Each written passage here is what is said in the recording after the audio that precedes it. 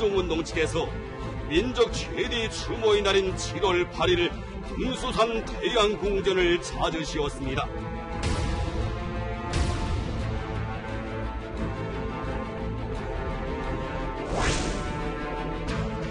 유미영 전 천덕여 청구당 중앙위원회 위원장의 아들 최인국 선생이 공화국에 영주하기 위해 7월 6일 평양에 도착했습니다.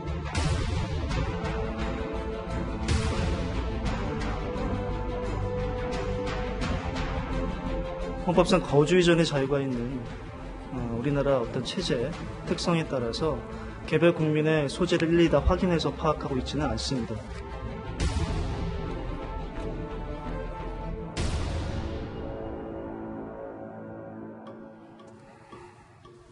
예, 이 목선 삼척항 입항 사건의 잔상이 아직 남아있는 가운데 대한민국 국적의 국민이 무단 월북하는 사건이 벌어져 충격을 주고 있습니다. 그의 이름은 최인국, 1986년 월북한 이 최덕신 전 외무부 장관의 차남입니다. 그런데 이 문제 간단하게 풀릴 것 같지가 않습니다.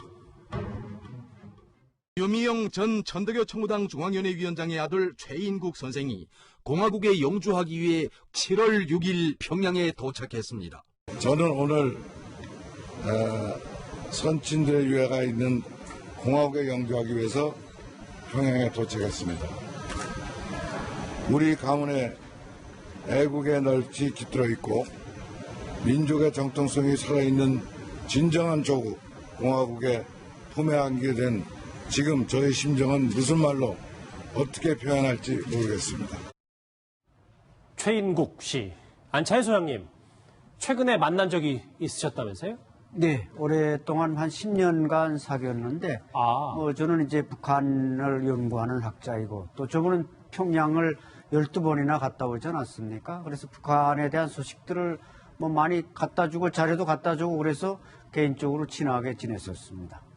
친분이 있는데 최근에 만났던 제가 언제입니까? 최근에 만난 건 지난해 가을에 만났고, 예. 그 이후에는 이제 전화도 잘 안 받고 그런 거 보면 벌써 절로 들어갈 준비를 하지 않았는가 이렇게.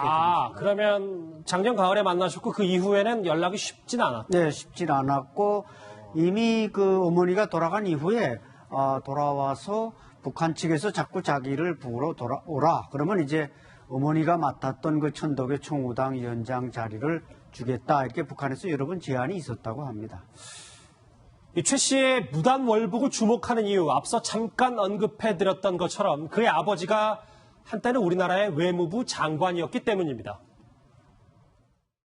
지난 17일 소홍내각수반은 최덕신 신임 외무부 장관에게 임명장을 수여했습니다. 최 외무부 장관은 취임 소감을 통해서 외교는 군사와 같은 것으로서 전 국민의 뒷받침 없이는 소기의 목적을 달성할 수 없을 것이라고 말했습니다. 당시 저희가 대한뉴스 사진을 좀 화면을 어렵게 구했는데 안 소장님. 그런데 이 최인국 씨 아버지가 지금 이번에 월북한 사람의 아버지가 남한의 황장엽으로 불렀다고 해요. 그렇죠.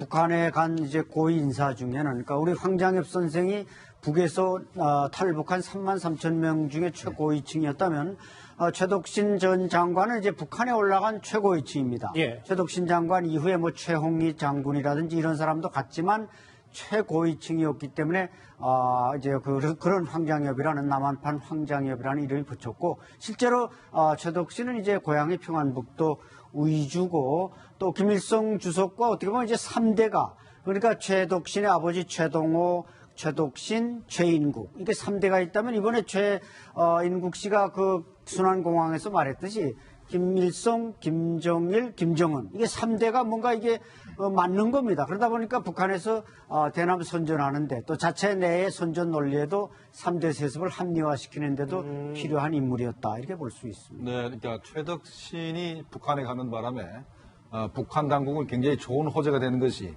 북한이 노동당 일당 독재 체제가 아니고 사회민주당도 있고 천덕여 청우당도 있다.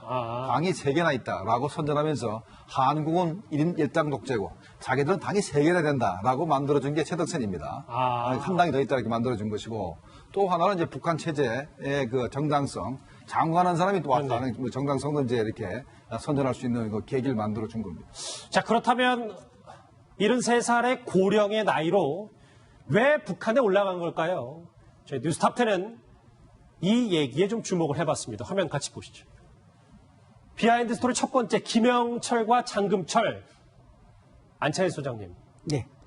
김영철 전 통전부장과 최인국 씨가 보통 사이가 아니었다면서요? 네, 꼭 북으로 가기 전에도 저 같이 밥을 먹었고 돌아와서도 같이 밥을 먹으며 이제 북한 그 어떤 뉴스들을 전해주었는데 꼭 말했습니다. 가서면 보통 간 날도 김영철과 식사를 했고 돌아올 때도 며칠 머물다 돌아올 때도 김영철과 식사를 했다. 이렇게 이제 김영철과 가까웠는데 그때까지만 해도 남북 관계가 이러니까 뭐 김영철이가 적극적으로 말은 하지만 오라고 못했지만 예. 이번에 김영철이 통전부장 자리를 장금철한테 빼앗기지 않았습니까? 그러다 보니까 아마 제가 볼 때는 이게 장금철 통전부장의 작품이 아닌가. 새로운 남북 관계 또 북미 관계가 형성되면서 장금철이 통전부장에 임명되고 뭔가 내부 구조 조정을 하는 과정에서 이제 때가 된 것 같다. 최인국을 불러들여다가 천도교 총무당 위원장 자리를 시켜라. 천도교 총무당 위원장 자리는 최소한 벤스가 한 대 나오고 기사가 붙고 보좌관이 붙고 간호사가 붙는 자리입니다. 그 아버지 어머니 사례에서 볼 때. 그러다 보니까 그런 유혹들을 저분이 이제 뿌리치기 어렵지 않았는가 그렇게 생각합니다. 이게 사전에 준비는 다 돼 있었고. 네, 항상 마음적으로는 준비가 돼 있었고 예. 북한이 필요할 때 찾으면 이제 갈 수밖에 없었는데. 그러니까 통전부장이 김영철에서 장금철로 바뀐 뒤 그러니까 그렇죠. 김정은에게도 뭔가를 성과를 내야 되니까 그렇죠. 어쨌든 이런 경우가 생겼다. 그렇죠. 이런 성과를 내서 김정은 위원장한테도 통전부장도 점수를 따고 또 대남 관계에서도 이제 저 사람을 등용함으로써 이제 우리 김 교수님 말씀대로 뭔가 자기네 우월적 지위, 세습의 합리화 이런 정치적 목적들을 실현할 수 있어서 앞으로 이제 저 최인국 씨가 남북 관계를 뭐 할 때 북한의 대표단 단장으로 뭐 오거나 또 김정은 서울 방문에 동행하거나 이런 일이 벌어진다고 할 때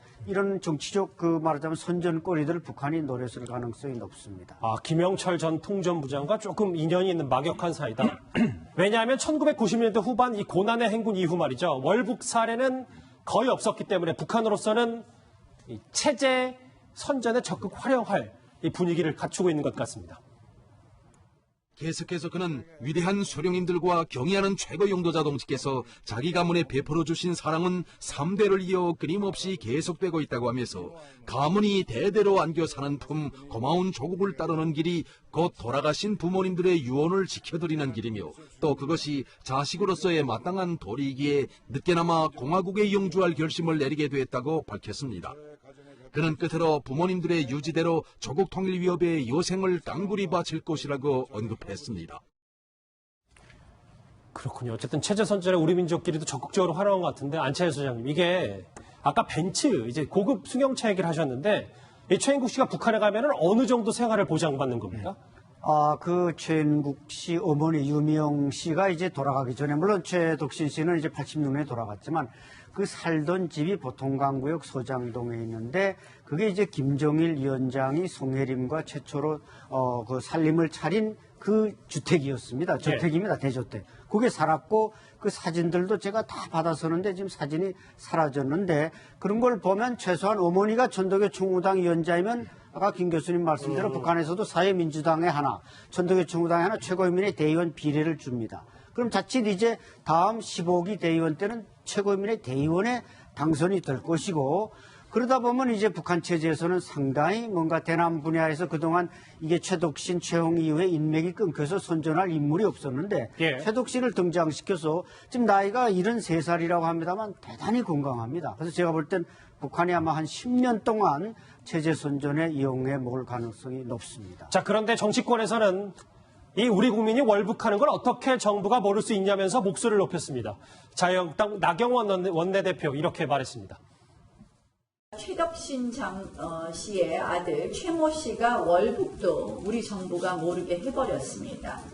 북한 동력선은 제 집 드나들듯이 항구를 왔다 갔다 하고 우리 국민은 해외 여행하듯이 무단 월북합니다. 대한민국의 안보 국경이 정부의 무능 안보로 완전히 뚫렸습니다. 외교 안보 라인 모두 교체하십시오. 또 있습니다. 오늘 오전에 많은 기자들이 월북과 관련해서 통일부 당국자에게 질문을 던졌는데요. 그 목소리도 함께 듣고 오죠. 어떤 국민들의 행적을 추적해서 월북 여부를 갖다가 확인한다든지 통계를 유지한다는 것은 실질적으로 어려움이 있고요. 일단 뭐 이번 그 최인국 씨의 그 불법 입국 뭐 이런 부분들에 관해서는 그 현재 관계기관 중에서 확인 중에 있다. 헌법상 거주 이전의 자유가 있는 우리나라 어떤 체제 특성에 따라서 개별 국민의 소재를 일일이 다 확인해서 파악하고 있지는 않습니다. 네, 새 통전부장의 첫 작품이라는 이 최인국 씨의 월북이 네.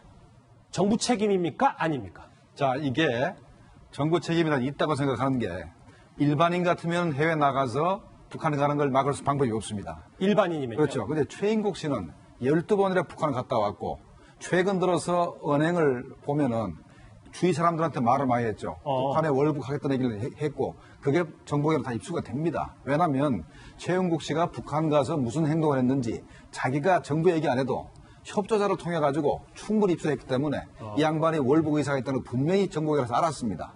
알았다면 이 양반이 출국하면은 할 때는 분명히 체포라든가 뭔가 했었어야 되는데 그냥 내버려뒀기 때문에 야당에서 이렇게 얘기한 거로 저는 봅니다. 그럼 신 대표님, 그러니까 제가 만약에 외국을 가서 북한에 입국하는 월북은 절대 막을 수 없는데 저런 요주의 인물은 정부 당국이 철저히 감시했었어야 된다 이런 얘기네요. 당연히 감시해야 되고 그게 이제 국정원과 경찰서, 공안 파트의 업무죠. 그런데 이제 뭐 많은 사람들이 그렇게 이야기하는데 현 정부 들어와서 그런 그 국정원의 대공 파트라든지 또 이 경찰의 어떤 그 공안 파트라 대공 파트라든지 이런 부분이 상당히 지금 그 어떤 그 조직이 축소되고 기능도 축소되고 뭐 이런 그 경향이 아주 많다라는 우리가 많지 않습니까? 예. 따라서 이런 부분도 사실은 의지, 능력 이 모든 것이 다운돼 있었기 때문에 발생하는 그런 사태라고 봅니다. 알겠습니다. 전격적인 월북을 한 이 최인국 씨 얘기까지 정리를 해보겠습니다.